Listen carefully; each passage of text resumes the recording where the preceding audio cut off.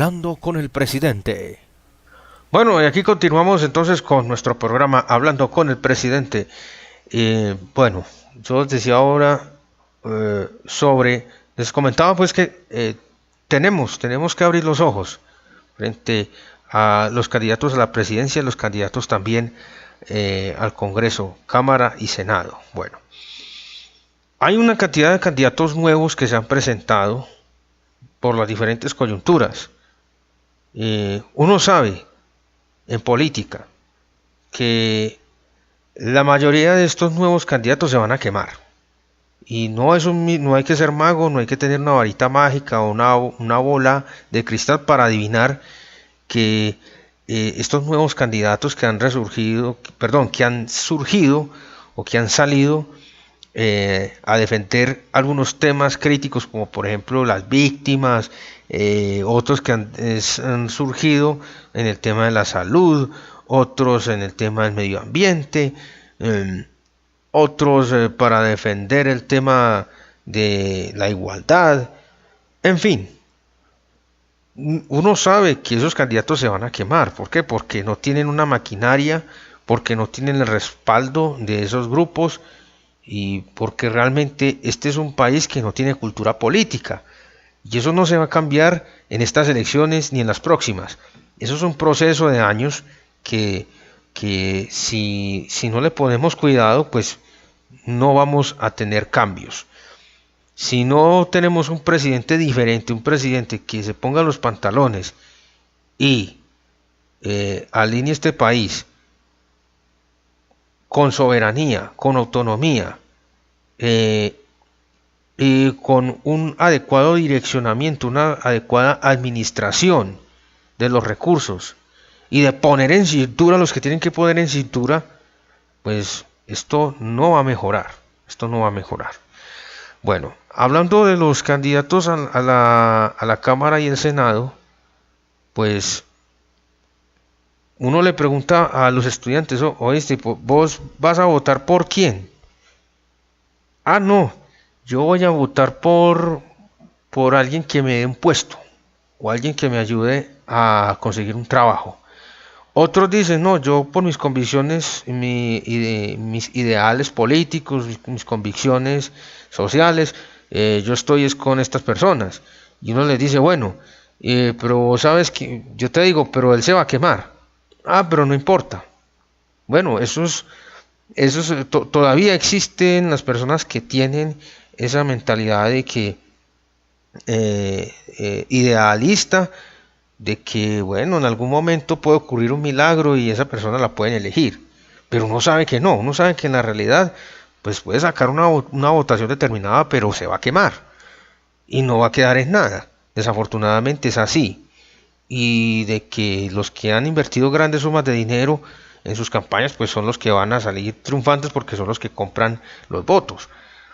Y desafortunadamente de esos que tienen pues como esa posibilidad de tener una campaña exitosa, no digamos pues de compra de votos, pues no hay candidatos que digan que representen al sector educativo o a los estudiantes. Desafortunadamente no hay. Y esto hay que hablarlo con sinceridad. Por ahí unos candidatos de un partido amarillo, pero con lo que me tocó ver en el 2011, eso es pura carreta. Y con lo que me tocó ver con la gestión de un personaje que subió por allá también al Congreso, dice que era líder estudiantil, no hizo absolutamente nada. ¿Qué hizo por los estudiantes? Absolutamente nada. Entonces, esas personas no sirven. Lo único que hizo fue satisfacer un anhelo personal, lograr una meta individual, un asunto particular.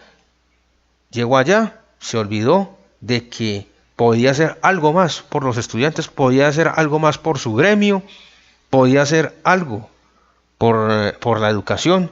No lo hizo.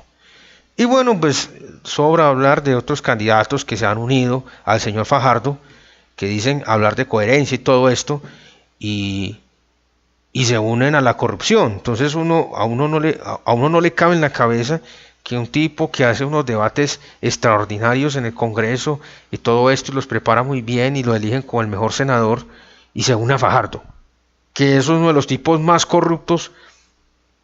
Y no, es que definitivamente uno aquí no tiene, o sea, no tendría una orientación de por qué toman esa decisión si se supone que son tan transparentes, tan coherentes, eh, tan, tan centrados y se meten con la representación de el sector, podría decir, el sector más recalcitrante, el sector más putrefacto en la política, con los grupos y los grupos y los gremios empresariales que no les importa nada más que su dinero y sus negocios. ¿Cómo es que se unen a este señor? Entonces uno ahí no entiende, uno no entiende. Bueno, en política ocurre cualquier cosa, pero este tipo de cosas, digo, un tipo que se una a un tipo que casi quiebra un departamento, que es un corrupto, porque Fajardo es un corrupto, esa es la verdad, es deshonesto, no es transparente, es un timador, uno de los más grandes timadores que he visto. Se unen a este personaje, ¿qué bueno se puede esperar ahí? Entonces uno dice, bueno, pues con los antecedentes de 2011, vender el movimiento estudiantil, pues ¿qué más se va a esperar de este señor? Antes uno dice, bueno, por lo menos se está destapando, por lo menos ya está diciendo quién es, se está quitando esa piel de ovejo y está dejando ver ese lobo que hay por dentro. Bueno, y ni hablar de otros candidatos que sí son desastrosos, por no mencionarlos porque es que la idea no es hacerle publicidad ni propaganda política, pero los dos únicos candidatos que yo veo que pueden hacer un cambio real en este país están en una consulta. Y estoy hablando del señor Petro y del señor Caicedo, que son de una línea progresista.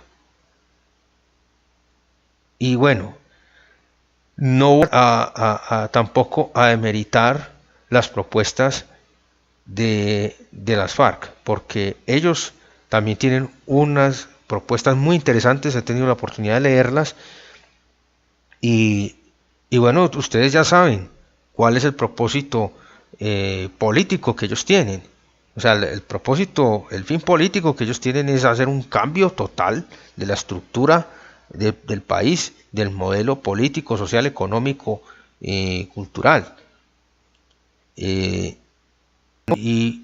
por la publicidad negra que han tenido durante tantos años, pues quedaría difícil pensar que, por ejemplo, el señor Rodrigo Londoño pudiera llegar a la presidencia, porque ya lleva un estigma muy grande encima y pues uno podría decirse que la gran mayoría de las personas lo odian porque sí, porque vieron el noticiero, crecieron viendo las noticias, escuchando de que eran un grupo de bandidos, eran asesinos, eran violadores, eran terroristas, y esa es la imagen que se forjaron, y en unos meses pues no van a cambiarle la forma de pensamiento a esas personas.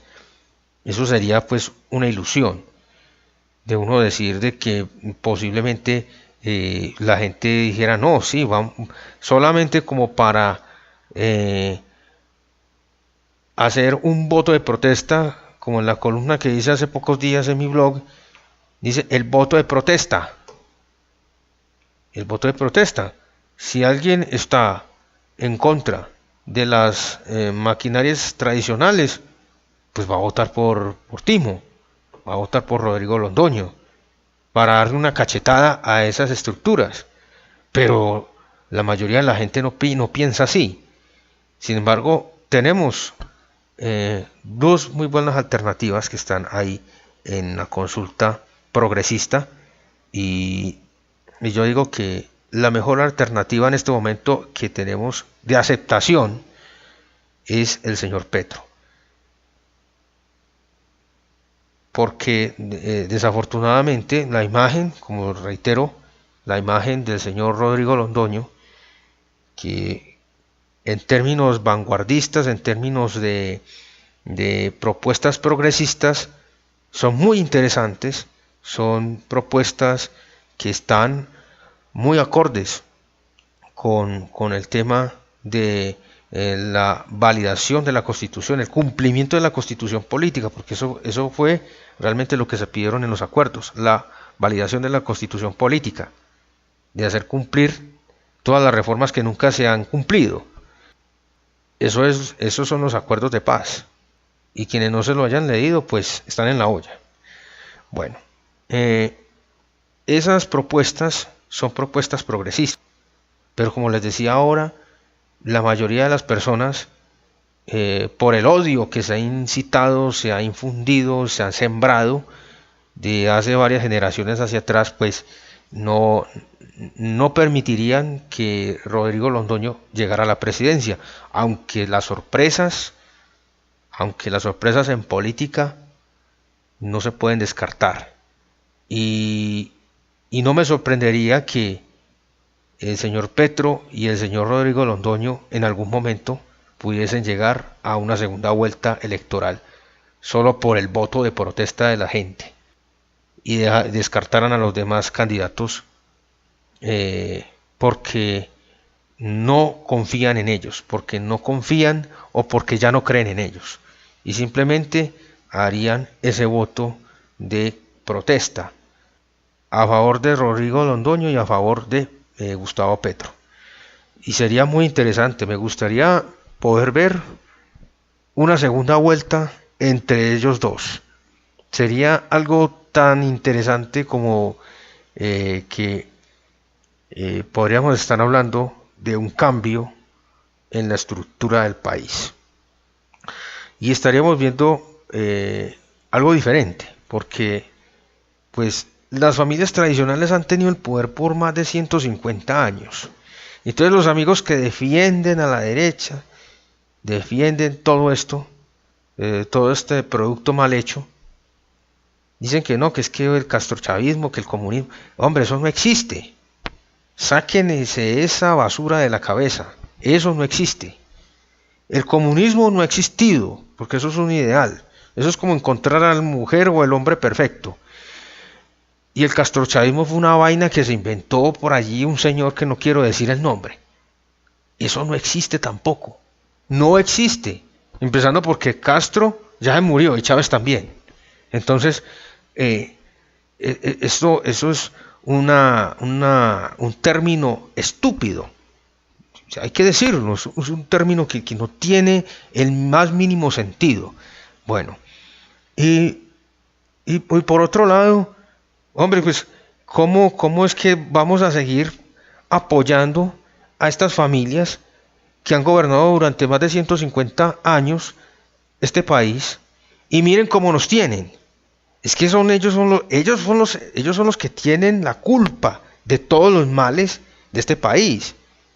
Es que los males de este país no han sido la guerrilla. No. Ni el comunismo. Tampoco. Es que aquí no ha habido comunismo. ¿Cuándo? El problema son ellos, que no han sabido administrar. No les ha dado la gana de que este país sea productivo, de que esto sea una potencia. Porque son unos arrodillados. Y yo pienso que si la gente tiene conciencia de eso, dice, no queremos ni a estos apellidos Lleras, ni López, ni Pastranas, ni Holguines, no los queremos ver por allá. Votemos por este o votemos por este otro, porque son lo contrario. ¿Por qué no darle la oportunidad a una opción progresista? A ver qué ocurre. Simplemente serían 4 años. 4 años contra 150, más de 150 en la olla. Entonces, eso sí sería un cambio. Por otro lado, el candidato del Partido Liberal, y con la reciente adhesión de la señora López, que es descendiente de las familias tradicionales, aquí no hay nada. Yo la verdad a Humberto no lo veo en carrera de presidente. A Humberto desafortunadamente no le alcanza la gasolina. Pues, él fue promotor de la paz, fue el negociador y todo esto, pero es que Humberto no tiene la convicción de cambiar este país. Él puede que tenga un compromiso de continuar adelante con el posacuerdo y el posconflicto, pero a él no le interesa en lo más mínimo en cambiar el modelo. Entonces, con Humberto no podemos tener esos cambios que queremos. Y con Clara menos, porque es que Clara hace parte de las familias tradicionales y Humberto también representa a las familias tradicionales. Entonces haga la cuenta. ¿Cuántos nos van quedando?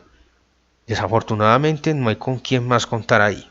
Y las opciones que yo veo más palpables de un cambio real, que es un poquito más fuerte o un poco más moderado, esa es la única diferencia. Con el resto vamos a seguir en lo mismo. Y comparto una frase que circula por ahí en las redes. El mejor producto del capitalismo es el pobre de derecha, el pobre muerto de hambre, miserable, que hasta ni siquiera tiene un empleo fijo, o es desempleado, o es un rebuscador, y defiende a la derecha. Un tipo que vive en estrato 0, 1 o 2 y defiende a los de estrato 5 o 6. ¿Qué es eso? Eso no tiene presentación. Eso no tiene ningún sentido. No tiene ningún sentido.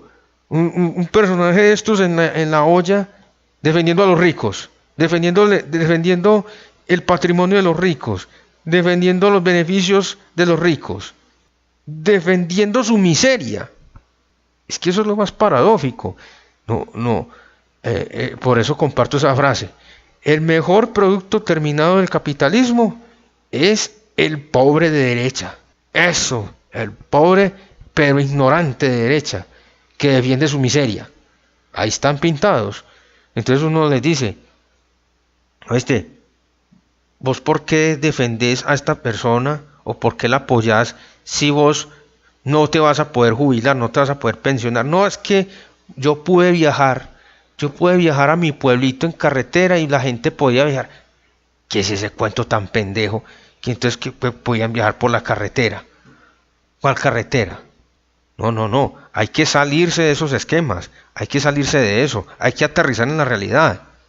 La realidad que tenemos es bastante cruda, como para estar pensando en que es que el único problema que ha tenido este país ha sido la guerrilla y el comunismo y el castrochavismo y esas pendejadas. Eso no existe. Y si los estudiantes, que por ahí vi una encuesta que decía que entre las dos preferencias, ganaba Petro afortunadamente, pero en el segundo lugar, dizque Fajardo, y por allá el candidato de Uribe, este señor Iván Duque. ¿Qué es esto, por Dios? Un estudiante universitario de la Universidad de Antioquia, de la Universidad Nacional, de la sede que sea, diciendo que va a votar por Iván Duque o que va a votar por Sergio Fajardo. Lo siento mucho. O es una persona de estrato 5 o 6 que tiene su empresa, porque es que ya hay estudiantes de estrato 5 o 6 y estrato 200 en la Universidad de Antioquia y en la Universidad Nacional, que defienden sus intereses y defienden su clase, por decirlo así, pero que un estudiante de estrato más bajo diga que va a votar por estos personajes. Lo siento mucho, pero es una persona que estudia en una universidad pública, pero es un ignorante total. Y puede que sea muy inteligente en lo que sea, en matemáticas, en humanidades, pero es un ignorante político, y esos son los peores, junto con los maestros ignorantes. Un tipo, porque ahí vemos el reflejo del producto del capitalismo. Un ignorante, una persona, un pobre de derecha en una universidad pública, defendiendo los intereses de los ricos y defendiendo su miseria, pero estudia en una universidad pública. ¿Qué es eso? Un estudiante que diga que va a votar por Iván Duque o que va a votar por Sergio Fajardo, o peor aún, que diga que va a votar por Ordóñez o por Marta Lucía Ramírez. ¿Qué es eso? Es que eso no tiene presentación. Yo solamente veía eso y me escandalizaba con esos números. Pues uno admite que en la Universidad de los Andes muchos de esos riquitos van a votar por Fajardo porque Fajardo es la estrella allá. Sí, uno entiende eso. pero que en la Universidad de Antioquia o en la Universidad Nacional o, o en otras instituciones públicas digan que van a votar por Fajardo. Por Dios, si son de otros departamentos, los invito a que busquen los horrores de cifras que dejó este señor, tanto en la gobernación de Antioquia como en la alcaldía de Medellín. Y esto no me lo estoy inventando yo, lo pueden buscar, porque no es bronca, como dice el comentarista deportivo, pero es la realidad. Y ante la realidad no se puede cerrar los ojos. Sí, señores, este señor Sergio Fajardo casi quiebra Antioquia, casi la quiebra. Bueno, para que sepan. Y si eso hizo con Antioquia, ¿ustedes se imaginan lo que podrá hacer con este país? Y fuera de eso diciendo que es que la gente está muy joven y tienen que... la gente tiene una mejor expectativa de vida, entonces tienen que trabajar más años. Eso es una atrocidad lo que dice ese señor. Bueno, ya nos pasamos del tiempo. Hemos llegado al final de su programa hablando con el presidente. Los invito para una próxima emisión aquí en Radio Mundial, la primera estación para los estudiantes del mundo. Les habló su presidente Alexander Fernández de Medellín y los espero pues para que sigan conectados a través de nuestra emisora virtual, a través de nuestra aplicación móvil www.worldradio.listentomyshow.com. A través también nos pueden encontrar la información de todos nuestros programas, de lo que hacemos en la página web oficial que está en español, www.radiomundialvirtual.jimdo.com. Ahí pueden encontrar toda la información. Recuerden que este es un programa institucional de la Organización Mundial de Estudiantes, un proyecto social corporativo de CONASUR Corp. Bueno, les deseamos un feliz resto de tarde y hasta la próxima, aquí en Hablando con el Presidente por Radio Mundial.